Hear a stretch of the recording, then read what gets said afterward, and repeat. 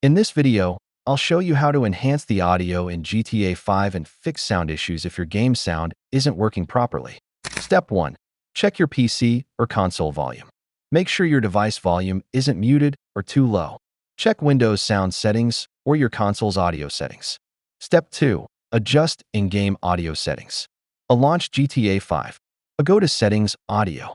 Make sure master volume, sound effects, and music volume are turned up.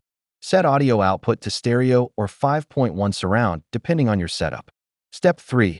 Update your audio drivers, PC only. On PC, go to Device Manager, Sound, Video, and Game Controllers. Right-click your audio device and select Update Driver. Restart your PC after updating. Step 4. Verify game files, PC only. Open Steam or Epic Games Launcher. Go to your GTA 5 game library. Right-click GTA 5 Properties, verify integrity of game files. Wait for the process to finish to fix any corrupted audio files. Step 5. Reinstall the game, last resort. If the problem persists, uninstall GTA 5 and reinstall it. This will fix any deep issues causing sound problems. Thanks for watching. If this helped, please like and subscribe for more gaming fixes and tips.